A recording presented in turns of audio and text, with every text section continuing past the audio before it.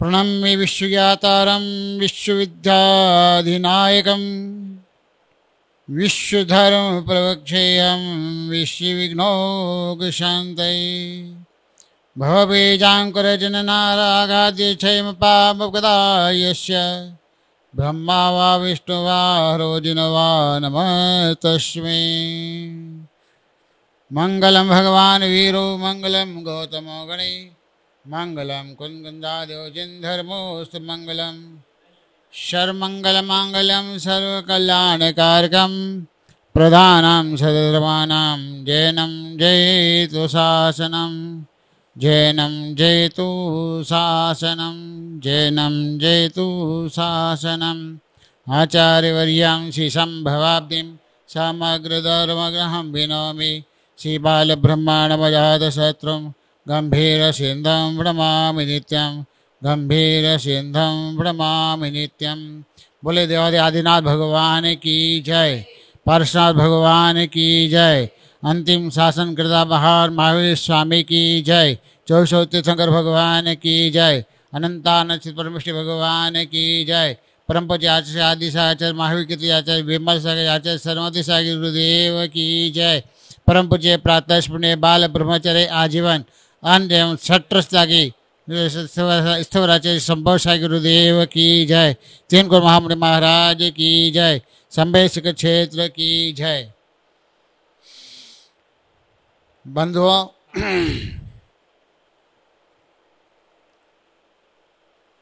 कल कहा था परसों कि यदि आत्मा के प्रमाद रूप परिणाम से हिंसा होती है तो भाई परिग्रह का त्याग क्यों करना, प्रश्न किया था। आज उसका उत्तर देते हैं। मन के बुरे भाव हो तो तलवार बन जाती है, मन के बुरे भाव हो तो तलवार बन जाती है। अच्छी भली जिंदगी में वह झर का काम कर जाती है, अच्छी भली जिंदगी में वह झर का काम कर जाती है। सब भाव तो होते हैं बंधुओं जिंदगी में सोने की सुगंध की जैसे, सब भाव तो होते हैं जिंदगी में सोने की सुगंध की जैसे, पर पापों की मझधार में पतवार बन जाती है, पापों की मझधार में पतवार बन जाती है।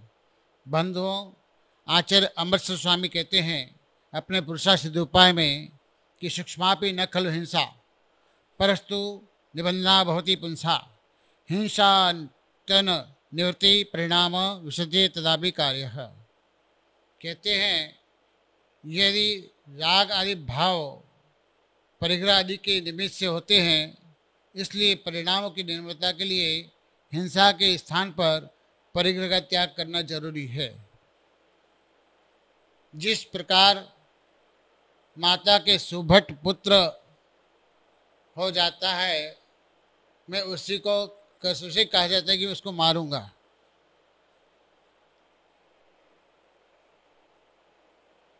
और जिस स्त्री के पुत्र ही नहीं है उसके प्रति मारने के भाव कैसे हो सकते हैं।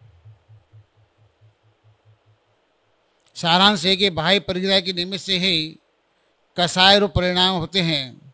यदि परिग्रह का त्याग कर दिया गया जाए तो निमित्त के बिना कसाय के परिणाम कैसे हो सकते हैं। इसलिए यह जरूरी है कि अपने प्राणों की शुद्धता के लिए भाई कारण परिग्रह आदि का त्याग करना जरूरी है। आगे कहते हैं कि यह अयोध्यापि हिंसा हिंसा फल भाजनम भवति कत्वाप्य परोस हिंसा हिंसा फल भाजनम न स्यात्। जिस जीव के परिणाम हिंसा रूप हो जाते हैं, चाहे वह हिंसा का कोई कार्य न कर सके तो भी वह जीव उदय काल में हिंसा के फल को भोगेगा, और परिणाम के प्रमाद भाव नहीं होया तो समझना वह हिंसा का भाग फल के भागी को प्राप्त नहीं होगा। इसलिए कहते हैं एकस्य अल्प हिंसा, एक जीव थोड़ी हिंसा करने पर भी अपने तीव्र कसाय रूप परिणामों के कारण उदय काल में हिंसा के बहुत के फल को भोगता है। दूसरा कारणवश भाई हिंसा बहुत करने पर भी अपने प्रभावों की उदासीनता और मंद कसाय रूप परिणाम के कारण उदय काल में हिंसा का फल को प्राप्त होता है। यदि दो पुरुष मिलकर के भाई हिंसा करते हैं दो पुरुष मिलकर के भाई हिंसा करते हैं तो उनमें से जिसके परिणाम तीव्र कसर होते हैं उसे उदय काल में तीव्र फल भोगना ही पड़ेगा, और जिसके मंद कसाय रहती है उसे उस उदय काल में मंद फल भोगना पड़ेगा। जिस समय जैसे परिणाम होंगे उसके अनुसार उसके कर्म का बंध होता है।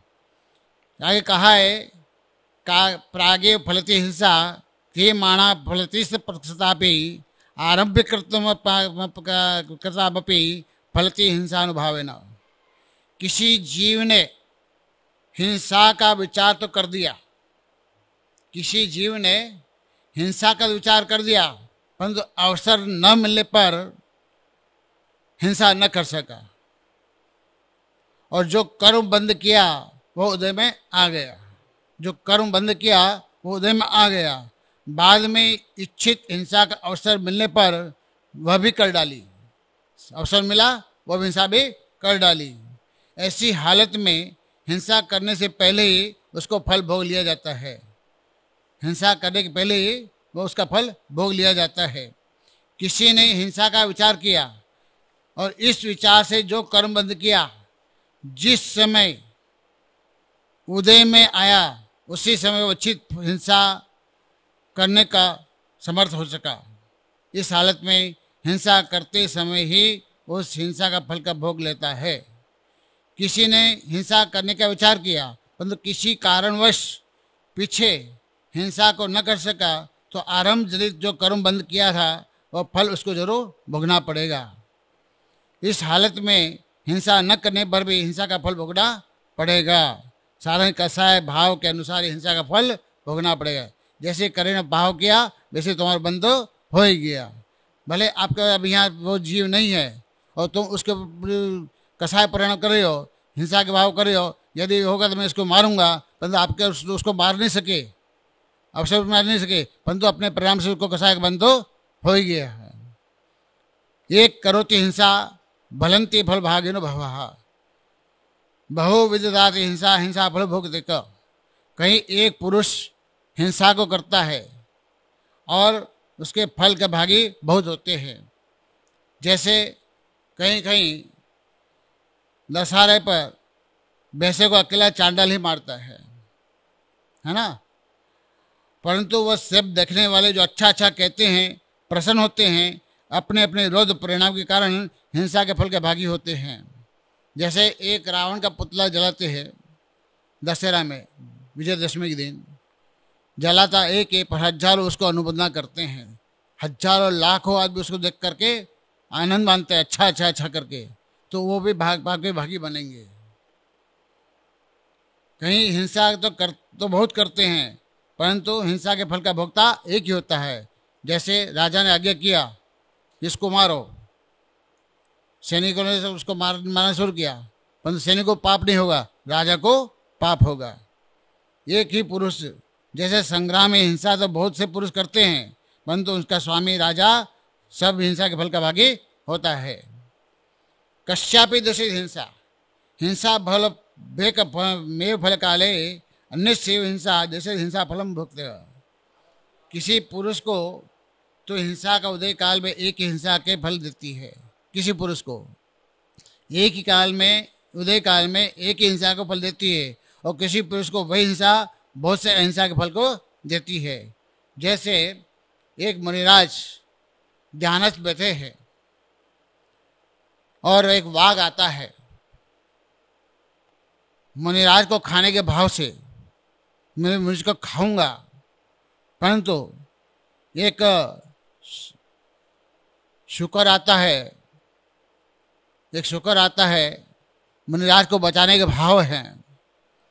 शेर और शुकर में दोनों में युद्ध होता है, समझे, और जिसके परिणाम मुनिराज के मारने खाने भाव थे वो मर के नरक में जाता है, और शुकर बचाने के भाव से वो स्वर्ग में चला जाता है। इसलिए कहते हैं कि सिंह अपने परिणाम के कारण हिंसा करते हुए नरक में जाता है, और शुकर उसी हिंसा को करते हुए शुभ भाव से निमित्त से स्वर्ग में चला जाता है। इससे कहते हैं हिंसा फले समप्रेषितु ज़्यादा हिंसा तो परिणाम है इतर पुनः हिंसा जैसे हिंसा फलम। कहते हैं किसी को अहिंसा उदय काल में हिंसा के फल को देती है, किसी को अहिंसा उदय काल में हिंसा के फल को देती है, अन्य फल को नहीं देती है। जैसे किसी के दिल में तो किसी दूसरे के बुरा करने का परिणाम है, किसी के दिल में किसी दूसरे के बुरे परिणाम करने के बाहर परिणाम है, और बाहर से उसके विश्वास के निमित्त भला करता है या बुरा करने का प्रयत्न तो कर रहा है, परंतु जीव के पुण्य प्रभाव से उसका बुरा की जगह भला हो जाता है, उसका बुरे की जगह भला हो जाता है। तो बुराई तो भी बुराई का यत्न करने वाला अपने अंतरंग में हिंसामयी परिणाम के कारण बाहर से दया करते हुए भी बुराई के दोष का भागी बनता है।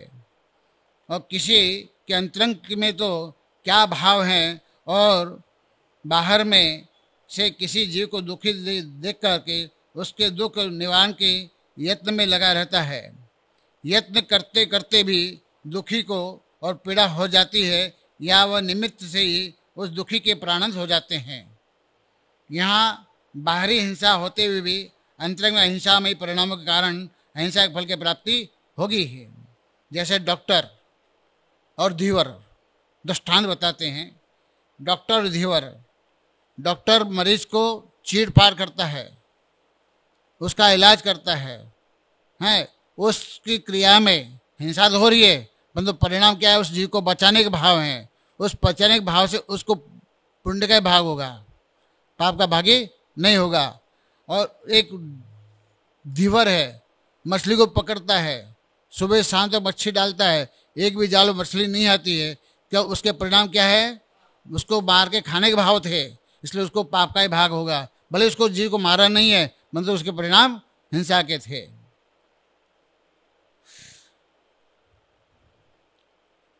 इसलिए वह रोगी मर जाता है तो बाह्य हिंसा होते भी अंतरंग में हिंसामय परिणाम होने के कारण अहिंसा के फल का भागी होता है। वह हिंसा 4 प्रकार की बताइए आचार्य अमृताचार्य ने। कौन सी हिंसा है? और बुद्ध से हिंसक हिंसा फल फलानि भवते न नित्य महो गुमाहे निसत्या त्यजता हिंसा। कहते हैं कि हिंसक हिंसा और हिंसा का फल। हिंस बने जिसकी हिंसा की जाती है, अपने पर जीव के द्रव्य प्राण भाव प्राण हिंसा, या एक इंद्रिय जीव की समाज जीव समाज। दूसरा है हिंसक, माने जिसकी हिंसा करने वाला जीव है। हिंसक हिंसा करने वाला जो जीव है उसको हिंसक कहते हैं। और हिंसा माने हिंस के प्राण पीड़न की अथवा प्राणघात की क्रिया जो कर रहा है वह हिंसा। और हिंसा का फल क्या है? नरक निगोदारी पर्याय है।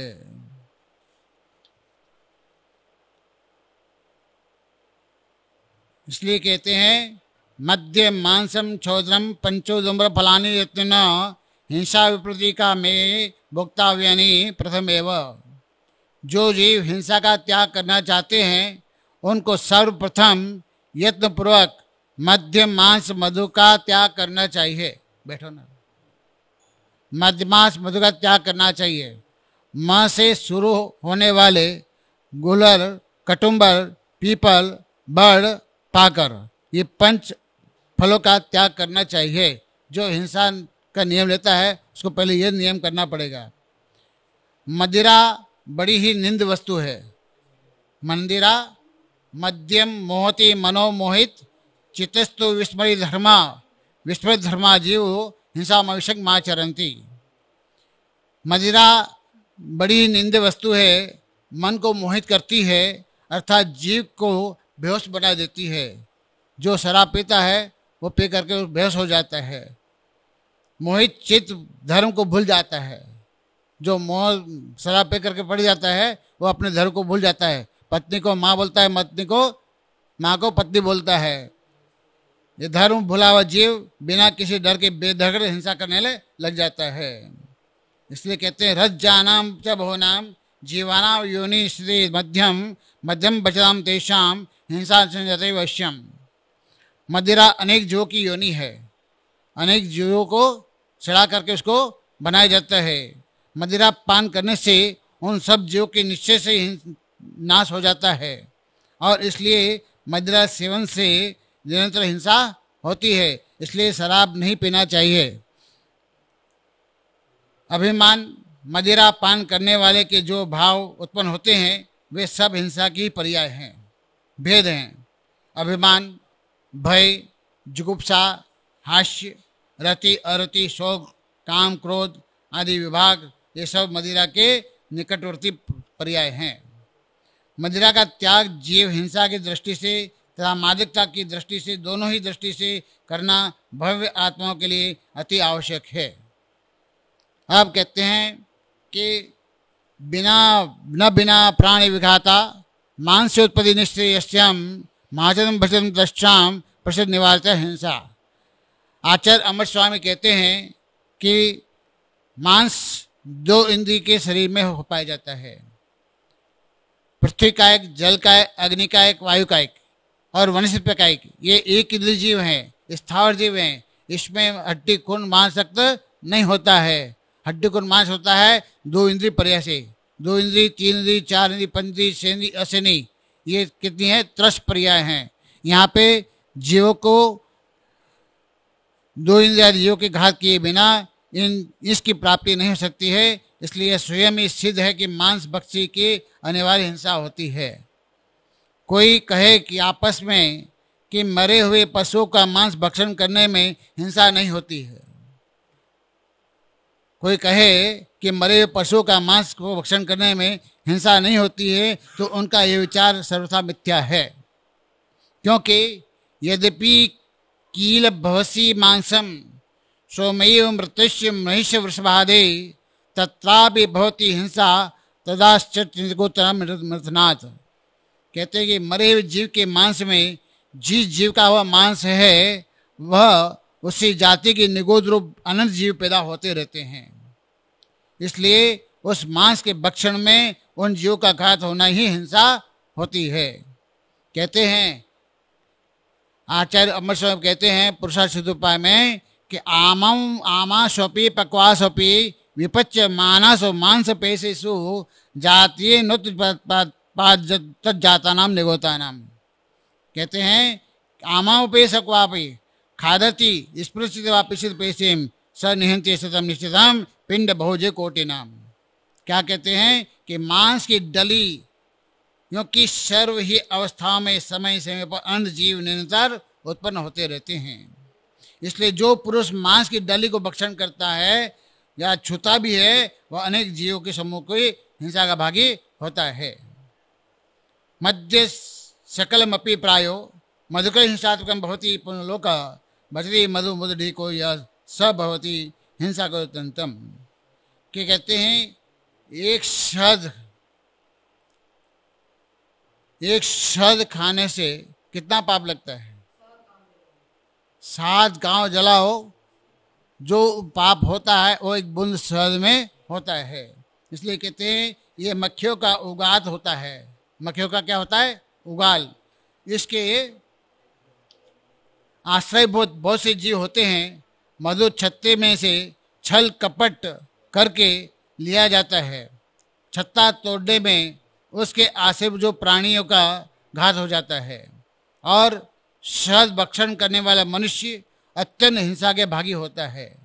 इसलिए यदि छत्ते को न तोड़कर सुराख करके शहद निकाला जाए तो भी उसमें अनेक जंतुओं रस के कारण पैदा होते रहते हैं, मरते रहते हैं। सदग्रस्तों को इन 3 मकारों मध्य मधु त्याग करना ही योग्य है। यही हिंसा को जो मन वचन काय क्रोधकारी अनुमान से त्याग करेगा वही अहिंसा के फल का भागी होगा। एक फिलोसोफर ने बहुत अच्छी बात कही इसके बारे में। One who cooks the meat, one who cooks the meat, one who puts the meat, one who eats the meat, these are all considered killers. Because if a man will not eat the meat, then who will cook the meat? If a man will not cook the meat, then who will put the meat on the table? Therefore, these are all considered killers. कहते हैं कि एक मांस पकाता है, एक मांस लाता है और एक मांस खाता है। तीनों पाप के भागी होते हैं। एक पुण्य कर पूजा करता है, एक पूजा कराता है, एक पूजा की अनुमति करता है, ये तीनों के पुण्य के भागी होते हैं। इसलिए कहते हैं कि परिणाम से पुण्य होता है और परिणाम से पाप होता है। एक बार महाभारत में हिंसा के बाद महत्व समझाने के लिए कहा है, एकतः कांचनो मेरु कृतस्न चेव वसुधरा जीवस्य जीवितम चेव न तो युधिष्ठिर। विश्व पितामह युधिष्ठिर को संबोधन करते हुए कहते हैं कि एक और तो मेरु पर्वत के बराबर सोना या समस्त पृथ्वी दान के लिए रखी जाए और दूसरी तरफ एक प्राणी का जीवन रखा जाए, ये कभी दोनों बराबर नहीं हो सकता है। अर्थात पर्वत के बराबर सोना और समस्त पृथ्वी दान इतना महत्वपूर्ण नहीं है जितना महत्व है किसी जीव के प्राण को बचाना है। यदि किसी मनुष्य को उसकी मृत्यु के बदले में समस्त पृथ्वी का दान देने की घोषणा की जाए तो वह मनुष्य उस राज्य को ठुकरा देगा, अपने प्राण देने के लिए तैयार न होगा। इसलिए कहते हैं इस कारण से संसार में सबसे अधिक दुख अपने मृत्यु का होता है। इसलिए दान दीन दरिद्र रोगी दुखी जीव में मरने के लिए कोई तैयार नहीं है। हमारे 6 डाला में बहुत अच्छी बात कही है। दौलत राम भी कहते हैं 6 डाला में कितनी अच्छी बात कही है? जे त्रिभुवन में जीव अनंत सुख चाहे दुख ते भयवंत ताते दुख हारी सुखकार कहे सीख गुरु करुणाधार। कोई भी जीव, संसार में कितने जीव हैं? अनंत जीव हैं। 6 डाले की अपेक्षा से दुर्लभ कहते हैं अनंत जीव हैं, परंतु तीनों को भी कितने जीव हैं? अक्षय अनंत जीव हैं। उस जीव में मैं भी एक जीव हूं, आप एक जीव हैं।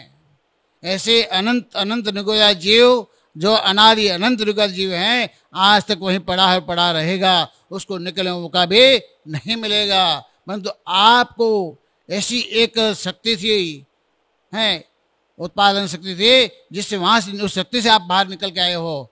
ऐसा आप वहीं पड़े रहते, अनंत दुख भोगाए उस पर्याय में। वहां से निकल के आप पृथ्वी का, जल का, अग्नि का, वायु का, इसमें जन्म लिया। फिर वहां से निकल के 2 इंद्री, 3 इंद्री, 4 इंद्री, 5 इंद्री, अश्विनी में जन्म लिया, शनि में जन्म लिया, पशु परिवार में जन्म लिया, वहां भी अनंत दुख भोगा। सारे गुरते में भटकते फिर मनुष्य पर्याय में आए हो। मनुष्य पर्याय में आकर के यदि अपने पुण्य से मनुष्य पर्याय मिला है, इस मनुष्य पर्याय में व्रत नियम संयम का पालन आकर के भी यदि आपने इस धर्म का पालन नहीं किया, हिंसा का पालन नहीं किया, तो फिर नरक निगोद में ही चले जाओगे। इसलिए कहते हैं जो इतर नित्य निगोदी है वहां से निकलता है, फिर चारों ने भटक करके फिर निगोद में जाता है। इसलिए अपने प्राणी को प्रत्येक जीव सब अधिक प्यारा होता है। कोई भी मरना नहीं चाहता है, सबको अपना प्राण है। एक चींटी भी यदि तुम जा रही हो, उसको मारने जाओगे तो फिर निकल जाएगी, अपने प्राण बचा लेगी। इसलिए कहते हैं ऐसी दशा में समझ होगा सर्वश्रेष्ठ धर्म क्या है? अहिंसा ही हो सकता है। मांस खाने से एक ही जीव की हिंसा नहीं होती है, परंतु अपने असंख्यत कीटाणुओं की भी हिंसा हो जाती है।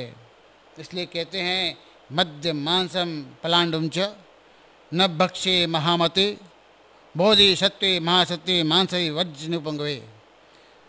महाभारत में लंका अवतार में कहा है कि मध्य मांस पलांडुम च, मध्य मांस पलांड लहसुन आदि का भी न भक्षे, उसका भक्षण नहीं करना चाहिए। बोधि सत्वे महासत्वे, यदि विद्वान है, जो ज्ञानी है, तो उसका सेवन नहीं करना चाहिए। इसलिए कहते हैं मांसांडि च पलांड च मध्याह्न विविधानि च ग्रहणाम लसम च योगी नित्यम विजयत। कहते हैं हे प्याज, मांस, प्याज और नाना प्रकार मदिरा, गाजर, लहसुन का भी योगी निषेध करते हैं। ये कंदमूल जमीन का होते हैं, आलू, मूली, गाजर, शक्कर, प्याज, लहसुन, अदरक, बदरक, ये जितनी जमीन का अंदर है वो महाहिंसक वस्तु है, उसको भी नहीं खाना चाहिए, ऐसा आगम में लिखा हुआ है। इसलिए प्राणी, जो प्राणी लोभ के प्राणी को लिए प्राणी को मारते हैं, मांस के लिए धन देते हैं, दानों दोनों ही पाप के कारण रोज नरक में ही जाएगा।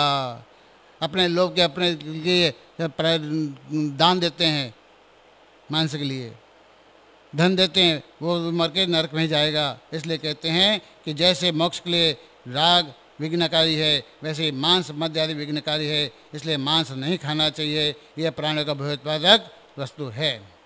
एक बात पतली है, महाभारत के शांति पर्व में अध्याय 265 में अहिंसा का सुंदर प्रतिपादन किया है।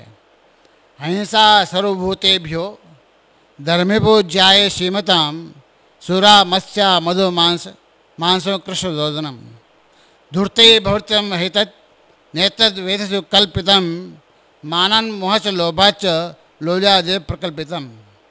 कहते हैं कि प्राणियों की हिंसा न करना ही सर्वधर्म में श्रेष्ठ बताया है। कोई भी धर्म ये नहीं कहता है कि तुम हिंसा करो, किसी प्राणी को दुख दो, कष्ट दो, हैं, वैसा कोई धर्म नहीं कहता है। सब धर्म कहता है उसकी रक्षा करो। मद्य मांस मछली मधु आश्रव और तिल में मिले हुए चावलों का भक्षण अभिमान मोह लोभ लोलुपता से धूर्तों के द्वारा प्रचलित किया गया है। धूर्त लोगों ने प्रचार किया है, पर आगम में इसका प्रचार नहीं है। इसलिए सब वेदों में भी नहीं है। ब्राह्मण लोग सब विघ्नों में विष्णु व्यापक परमात्मा को ही जानते हैं। यज्ञ विष्णु यह कहा गया है कि उनकी पूजा दूध फलों से की गई है, मांस पक्षी से नहीं कही है। मध्यम मांसासनो रात्रो भोजनम कंद भक्षणम ये कुरुदेवता तेषाम तीर्थयाद जपस्तप चातुर्मासे तो संप्राप्ते रात्रि भोजन करोति है तत्शुद्धि न विद्ये चांद्रायण सतरपि। जो मनुष्य शराब पीते हैं, मांस खाते हैं, रात को भोजन करते हैं, कंदमूल खाते हैं, उनको तीर्थों की यात्रा जप तप करना व्यर्थ है। जो वर्ष के 4 महीने में रात को खाते हैं, उनकी सैकड़ों चंद्राय व्रत करने पर उसकी शुद्धि नहीं होती है। रुद्र पुराण में भी कहा है कि सर्वे तनु भ्रत तुल्या यदि बुद्ध्या विचरति यदि निश्चित करनापि न हिंस्य कोपि को उत्तरजित। यदि विचार किया जाए तो समस्त जीव एक समान है। आप है जैसे जीव है वो भी जीव है। इसलिए ऐसी निश्चय करके कोई भी जीव कहीं भी मरना उचित नहीं है।